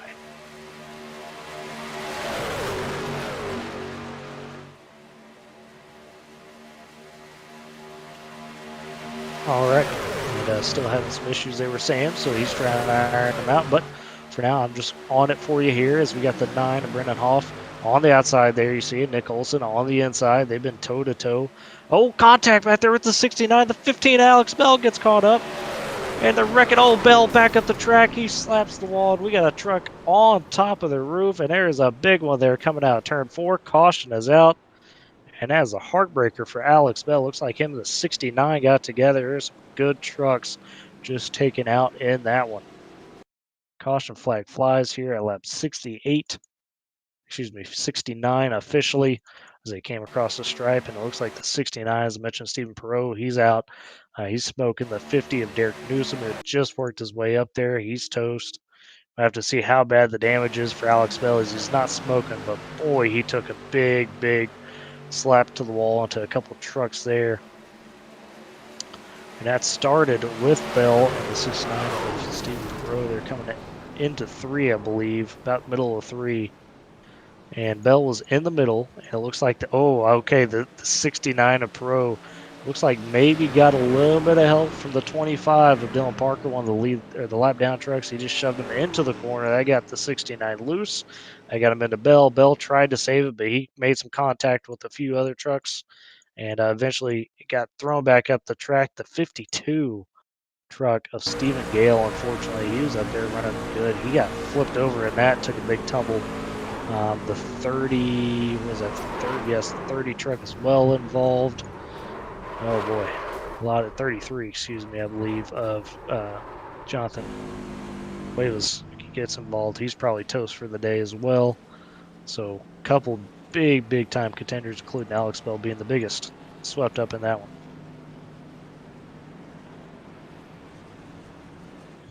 I have to see here if Nick Olson, any of those guys pitted. I don't believe they did this past time by. They did not pit as they came to the caution. See, maybe Connor Horn pitted. I'll double check that. Connor Horn did pit, so interesting strategy there from the 67. He decided to come into pit road. He was really the only guy in that top 10. Decided to bring it on down. Interesting call there, especially being as fast as he's been. Got to think maybe he's got in the back of his mind he just does not want to, does not want to risk any more action until, maybe 10 to go. You still got, excuse me, we are at 10 to go now, but we'll see what he does here, trying to get back up through the field. That's going to bring some guys up into the top 10. They hadn't quite seen in a minute. Talk about Lucas Strayer bringing damage. He's up there in 5th. Mitchell Mumma in that 40. He still suffers some damage, but he's still hanging strong. Luke Parks in the 3 has made a comeback. Kobe Wells in the 45. That's a guy we haven't really called out. He's up here in 9th, so maybe about 8th actually. And interesting to see who is still good back there, about 10th on back in terms of damage. There's a couple guys, Christopher Tate, that I know has been involved in a wreck. Darling, some of these other guys, Jeremy Jones, maybe even. So probably not a lot of clean trucks out there. We're down to 17 trucks on the lead lap. Robbie Lyons currently the last truck on the lead lap. He looks pretty clean. He was up there for a minute before that incident, but he's taking his pit stops and maybe had a bit of damage, I guess. Then you got 18th on back, including Britt Murphy. He's a lap down. And out of the 30 trucks that started this one, I believe pretty much everybody's still running. So a good sign there. Although I think a couple of those guys probably done for the night after that one, especially at 52. Of Steve Miguel, although he's still out there. He is still out there. Maybe some fast repairs involved because he has got a clean truck. A completely clean truck now after getting flipped over. So maybe a couple of these guys had some fast repairs to work with, so that'd be interesting, knowing that bit right there.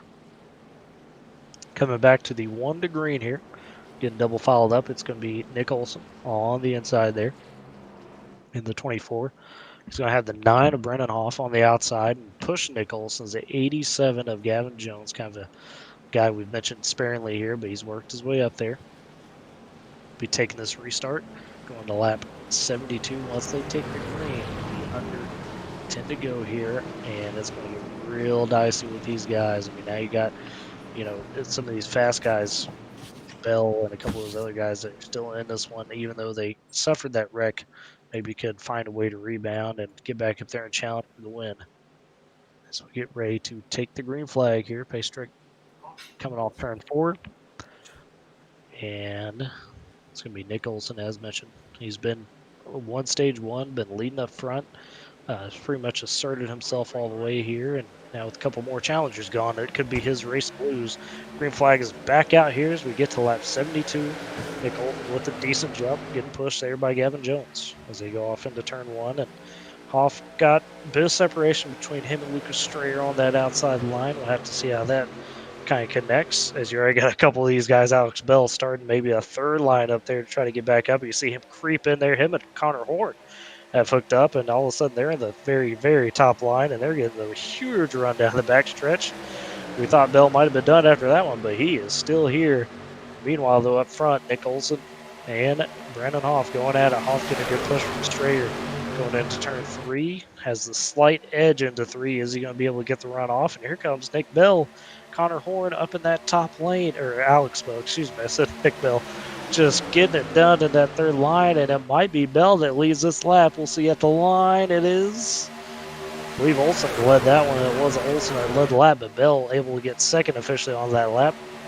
And here they come on the outside. Huge push by Connor Horn, folks. This is not easy to get this type of momentum, especially with the damage from Bell.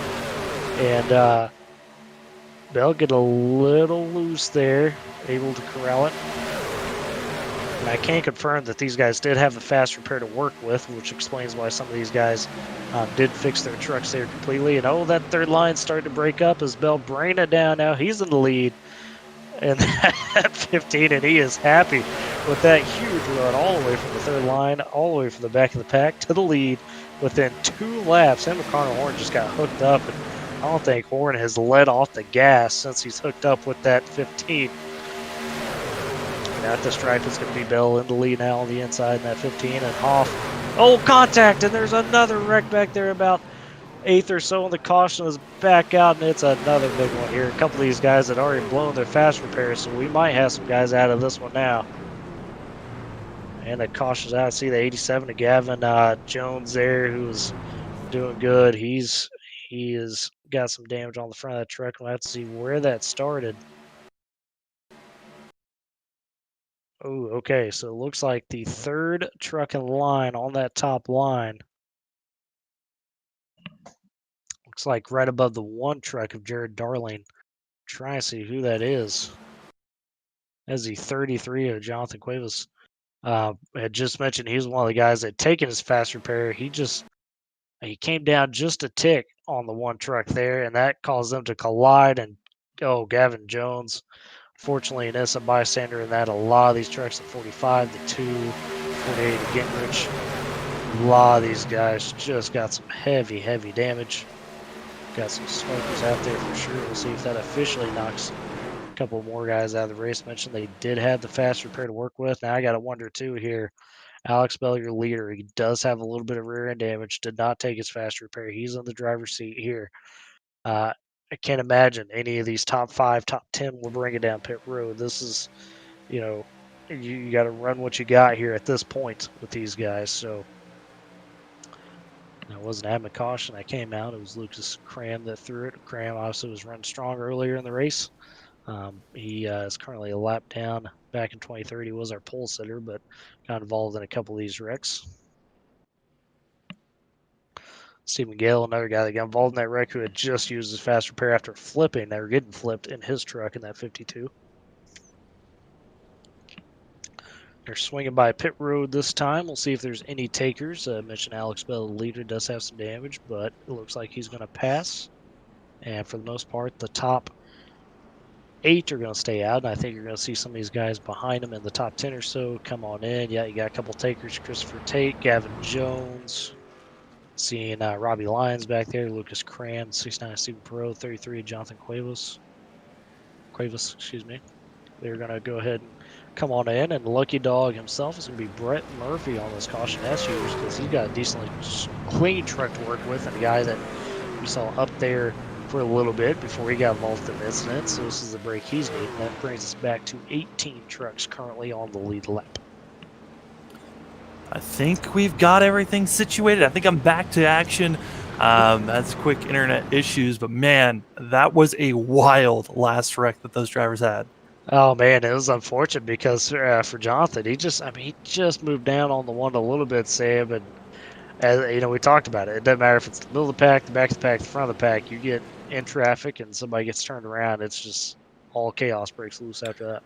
Yeah, and also it's the intensity level. I mean, that last time they went green, it was less than 10 laps to go, so you knew everyone was. If you've been lingering back, it's time to move forward, and some of those moves just a little bit too aggressive at times, and it's a lot more of hoping your spotter and reacting to your spotter immediately.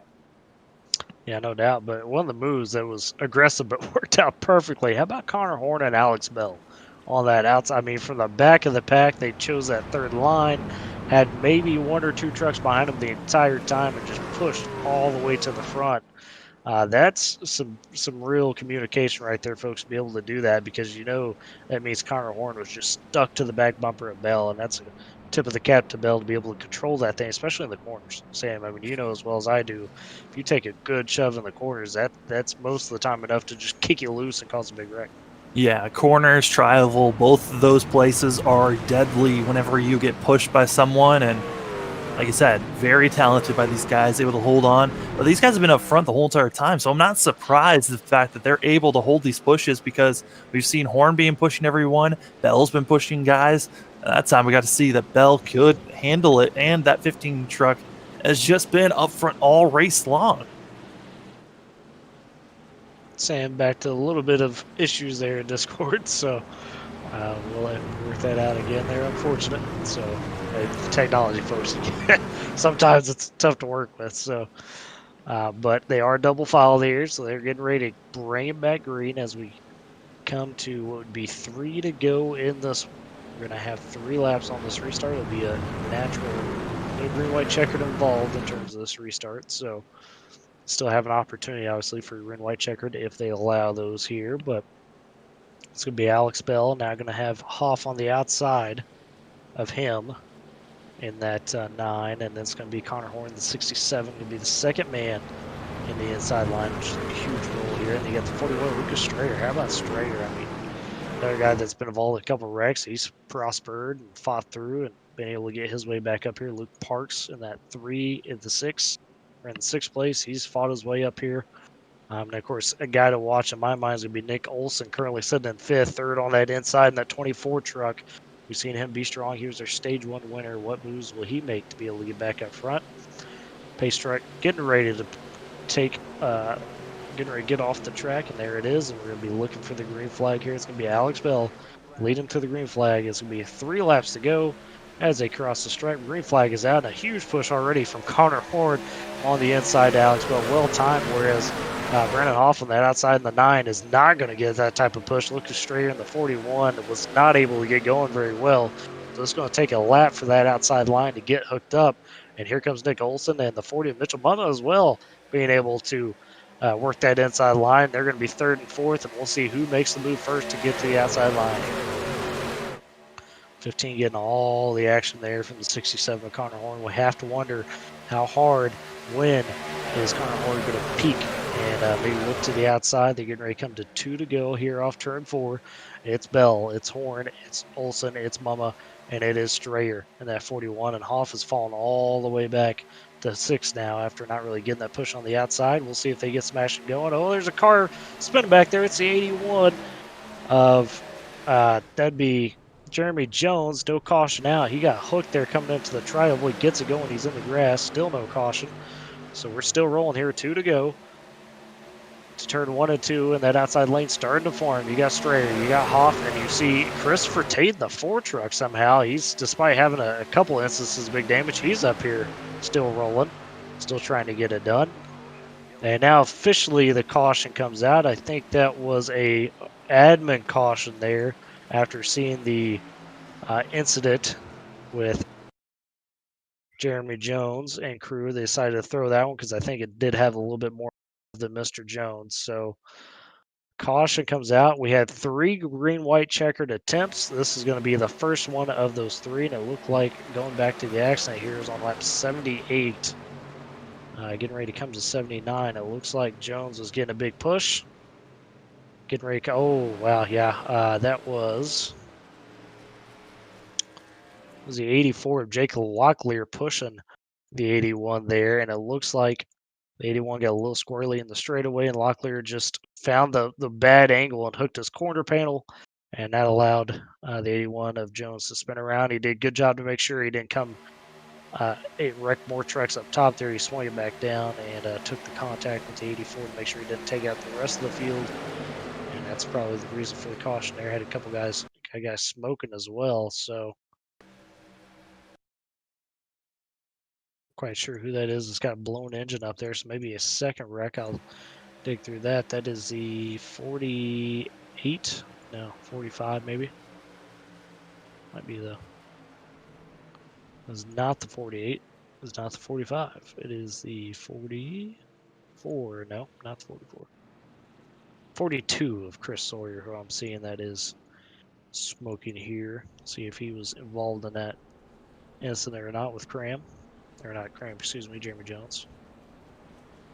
Oh, there was a separate incident on the backstretch This one was the, oh boy, this was the 42. Looks like the 26 and the 11 right there. It's like the 26, oh no, the 42 moved up into Brett Murphy and the 11 just a bit on the backstretch, and that caused that incident as Murphy was on the outside trying to make a move. And that caused them to spin, wreck, collide down the backstretch. 42 taking the heavy brunt of that. Chris Sword. So 2 separate incidents there. The 2 to go has brought us to our first green-white checker of the team tournament. It looks like the 20 of Brady Foley, guy we have not said the name of, started 27th in this one. He's been kind of mid-pack most of the race. He's going to get his lap back and now get a chance to be able to vie for a top 10 potentially here. So he's got a little bit of damage on that truck in the front end, but we'll see how bad that affects him or not.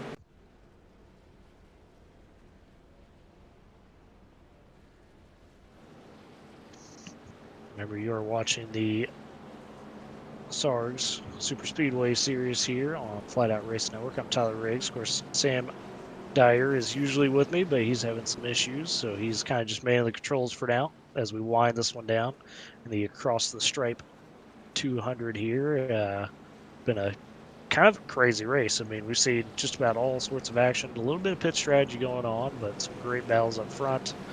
And it would not surprise me here if we're going to see a very chaotic finish. Very chaotic finish to the end of the stage, which was won by Nick Olson, who has been dominant up there, has been leading the line. He's currently sitting in P3, so I think he's glad he's got a chance to be able to get up there and challenge for this win. But Connor Horn also has been very opportunistic there in that 67. He's been all over everybody.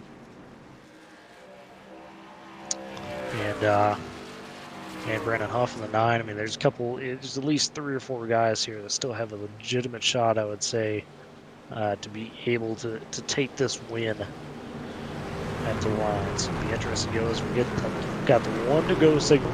We will be taking this restart in the green-white checkered officially territory. So these guys do have 3 green-white checkers to work with.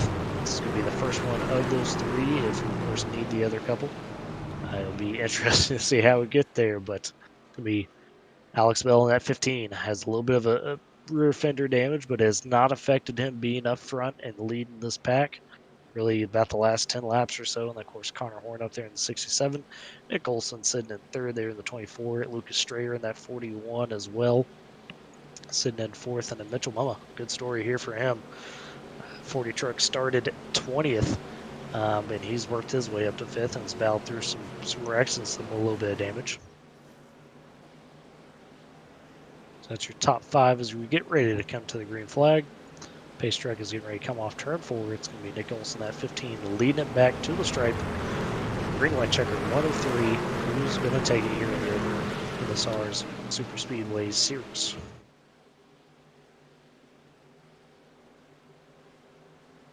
Ten-4.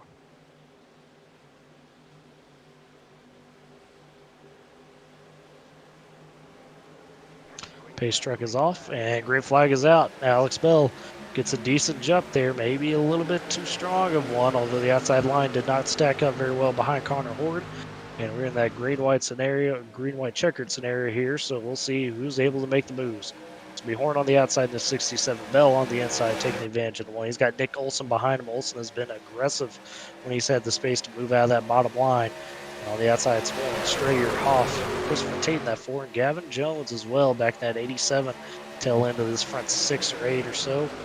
And getting ready to get into turn 3 now. Not really a great push down the straightaway there from the outside line, although into the corner, Horn's going to have a slight advantage. And now Strayer get a little squirrely back there, and it's these guys coming to the white flag. There's no horns barred at this point. Nobody's lifted. Will we see the white flag coming into the tri-oval? It's going to be Alex Bell. He will take the white flag. This race is now official, no matter what's here. And it's going to be Horn. It's going to be Bell into the corner. They're drag racing 2 by 2 by 2 by 2 up here. And which lane's going to win out? Who's going to make the move? Bell has a slight advantage in the corner. We'll see how big of a run Horn at outside line get.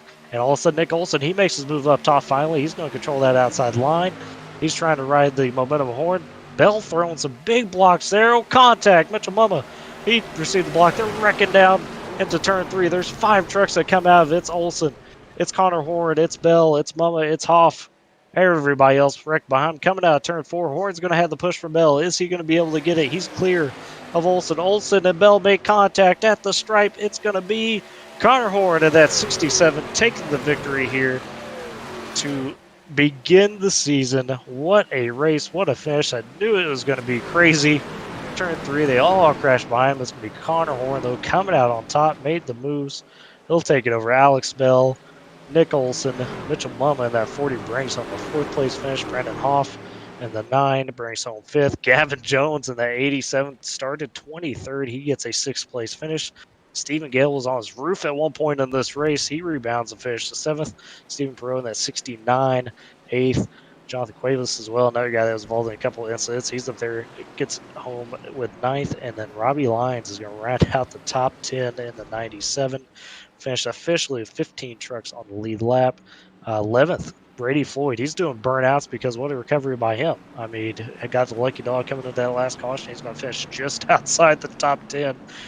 Jeremy Jones in the 81. He makes a rebound to 12th after a couple of incidents. Lucas Strayer, probably the one that took the biggest punishment there at the end of the race based off that incident, was up in the top 5 before the restart. He finishes 13th after the wreck. Lucas Parks, 14th in the 3. And Brett Murphy, who had spent points up in the top about 5 or so, he'll finish 15th in this one. That's all the cars there on the lead lap. What a crazy, crazy finish that was. But Connor Horn, we knew he was strong, had one point been trapped a lap down, earned his lap back the old school way, folks. Did not take a wave around, did not need a lucky dog. He got out in front and got the caution to be able to get that lap back, and because of that, he is rebounded. He takes the big win here at Daytona. And as he's finishing up his... Oh, you back, Sam? Gotcha. We got a couple guys in the waiting room here, so let's go ahead and bring in our 3rd place finisher, Nick Olsen. Hey, Nick, it's Tyler up in the booth. You got me. Howdy, how's it going? My goodness, man, that was, from the end of stage 1 on, it seemed like it was pretty much the intensity was ratcheted up. You, of course, took home stage 1 at the end there. You tried to make your move to the outside. Things got a little squirrely. Walk us through that green-white checkered finish. Yeah, I mean, I was pushing Bell. We had committed to making a move there ourselves, and then I told him I'd stick with him. I'd stick with him until, we got clear. And the moment I got clear, you saw what I did there, popped up to the outside. And I really think we had the move to win that race, but then the 40 did. I don't even know what the 40 did down there on the bottom. Looks like he went down in the grass, and Dale Jr. does Brian Vickers. And we had a bit of a wreck there. So it was just the 3 of us up front, and it was up to Bell there, the guy who was leading off turn 2, to pick who won the race. And he decided to push Connor because he thought that we talked it out. He thought that he could push himself clear me and then make a move for himself, which I understand. On the last lap, you got to do what you got to do for yourself. So, I mean, it's a good day when you're disappointed with a 3rd place, because I felt like we were up there for the majority of the race, and we had a really good shot to take that one home. But, that's what you'll get with Superspeedway racing. The fact that we got a stage win, and I don't know if we led the most laps, but we had to have been darn near close. Yeah, you led a good chunk of them for the most part. It's a great points day, in regards to the playoffs. So we'll take it.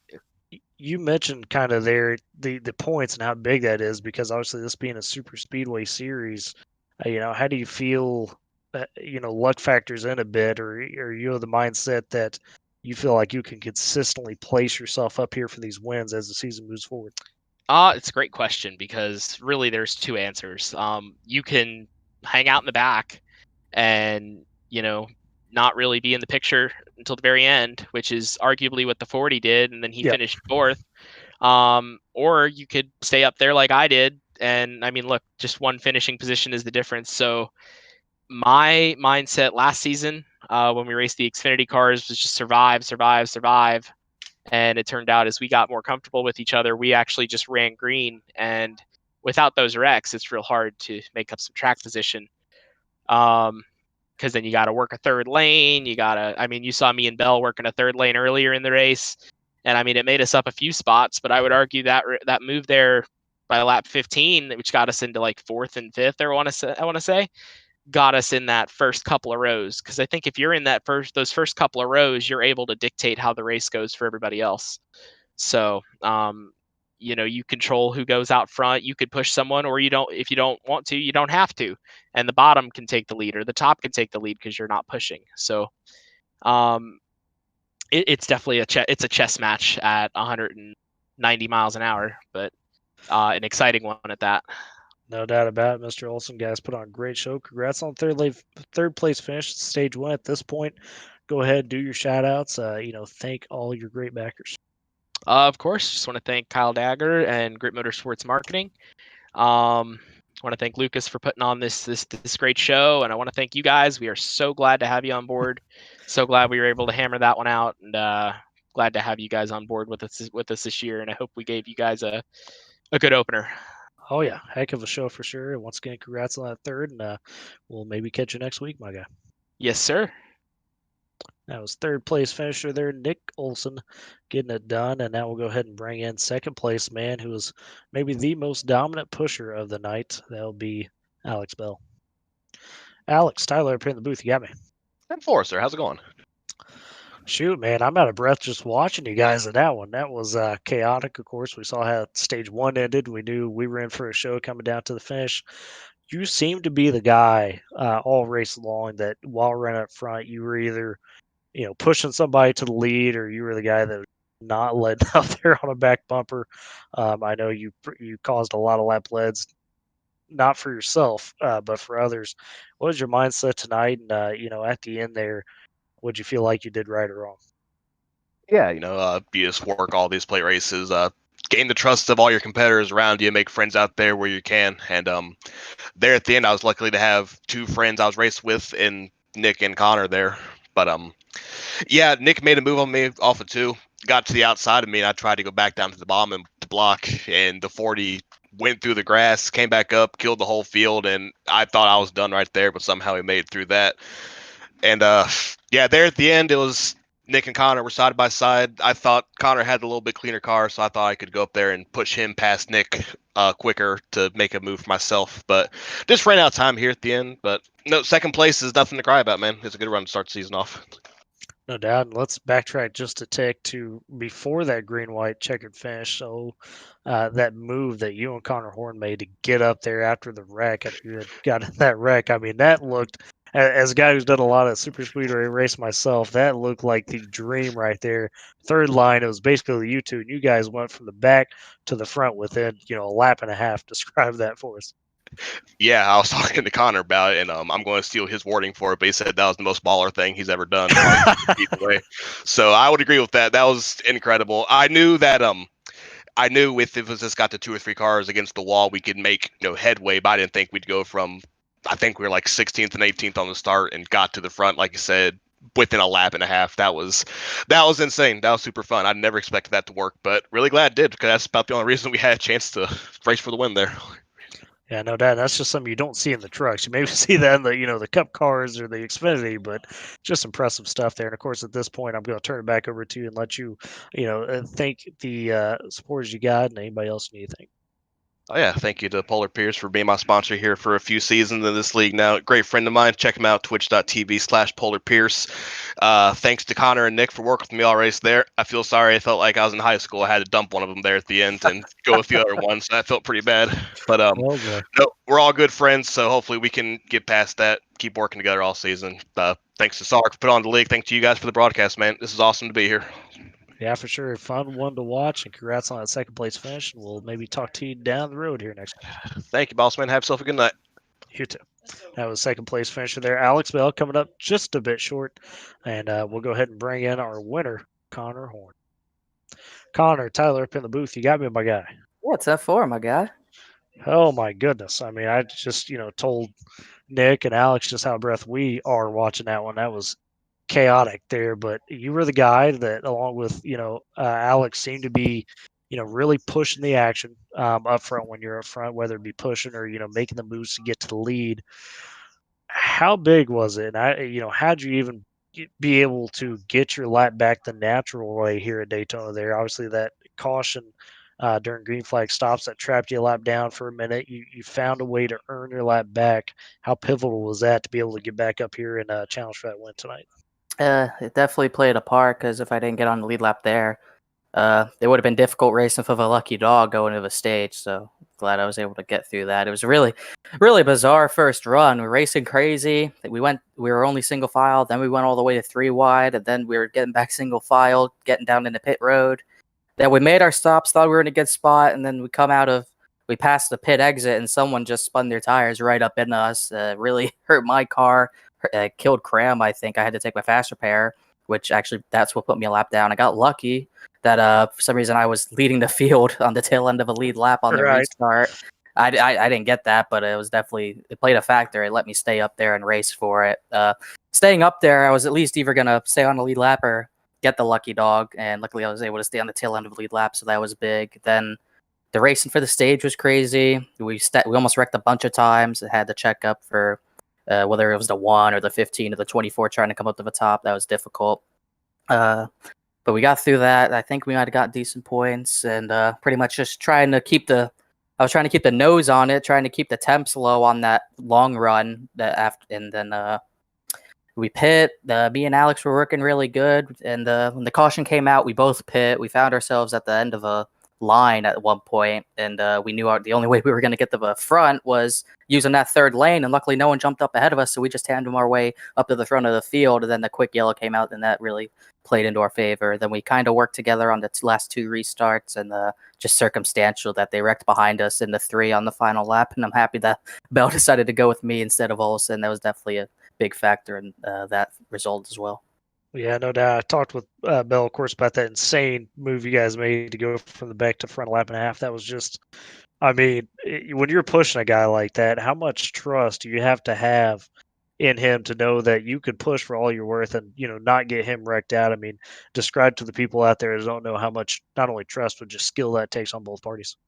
Yeah, it takes. Yeah, I've been racing with Bell for a little bit now, and I know he likes to go for it on these plate races, and I like to be aggressive as well. So we just kind of use that to our advantage. We knew neither of us were going to lift, especially me. The only way we were going to get up there is if I didn't lay off him. It was just a matter of if we got there, we blew up, and luckily we were able to get there. Because I noticed, on those restarts, the bottom lane just didn't go, especially down the backstretch. Everyone just kept checking up, so we figured if it's just us 2 up there, we got that's all we really need to get up there, and it really only took us a lap and a half to get up there. So it takes an insane amount of trust, and you have to know how to push out there too, because whenever we hit someone, it just jerks them sideways. You could probably look back on the replay. Bell was all over the place when I was pushing him, but you have to take that risk if you want to get up to the front. So I was lucky enough. I know he has car control. I know he can handle those types of pushes, and we're able to just get right up to the front there. And like I said, that was really huge to make that move stick. No doubt. And of course, turn the mic over to you at this point one more time to be able to thank all those people that helped support you and helped you get this big win tonight. Well, definitely Alex Bell. If I didn't have him, we wouldn't have done it. Nick Olson was a great sport as well. It was fun racing him as well. Half did a good job up there. And car racing designs, my friend Zach Carr, he paints cars from time to time. He's really good. It's pretty cool having him on the car there. And just Jeremy Miller usually spots me. He wasn't spotting me tonight, but no doubt in my mind, if he was spotting me, it would have been less stressful for sure. But either way, we got it done. I'm just more happy. I'm just really happy. I'm really happy I just brought the car in one piece, but a win's just a huge bonus, obviously. No doubt. Well, once again, congratulations on the big win here tonight, and we'll look forward to maybe catching you next week. Yeah, I hope so. See you there. And that was first place himself, Mr. Connor Horn, getting the big win tonight at 67. And at this point, Sam, I guess we'll bring you back in and we'll wrap this one up a bit. But man, what are your final thoughts and what you take away from some of those interviews? It's super speedway racing to the fullest, where we saw some long run green flag runs. We saw some short runs just because of big ones that showed up. It's massive that these drivers have a fast repair to work with, because some of these front runners, they needed those fast repairs to even have a chance to have a good finish at the end. But Connor Horn, I mean, what a story for himself. Was a lap down, had a challenge to keep himself ahead of the leaders there. Quick caution comes out, gets himself back on the lead lap, and was up front from there on out. Yeah, no doubt. And I would dare to say an explosive start here for the SARS season. And boy, a lot of fun to broadcast this one, Sam, of course, alongside you. Did a great job through all the technical difficulties, which we know technology can be finicky. Yeah, very finicky, very much so. But no, I appreciate you being alongside me here tonight, and for all those out there watching here on the Flatout Racing Network, we thank you for the loyal support, and make sure you're supporting these drivers if you're a fan of them. I'm sure most of them have Twitters, social medias and whatnot. So go check that out. Yeah, these drivers have put on a fantastic show. It's going to continue on, and this is only race number 1 of 12. It's going to be a lot of Superspeedway racing to go on, and next week we're going to be heading to Talladega for 75 laps for those drivers, so it's only going to ramp up from here on out. We know Superspeedway racing is going to be amazing and fun, but thank you, Tyler, for helping even with all of our issues. Hey, it's part of the job, right? You just got to keep trucking sometimes, keep the show going. The show is never over, and it continues on for us on FRN as tomorrow night. If you wanted to see more Superspeedway racing, RTG has their Talladega Challenge there tomorrow night, as well as we have the Fuel iRacing series. They're going to be racing at Gateway, so a lot of racing action tomorrow night if you want to watch more of that here on the Flatout Racing Network YouTube page. And Tyler, it's been a blast, but it's time to wrap it up. And overall, I want to say thank you to everyone that watched us here tonight. Got to watch this amazing action. Connor Horn gonna get the win in that 67 machine, and you got to watch another production of the Flatout Racing Network. And hopefully you all have a great rest of your night, and we'll see you next week at Talladega.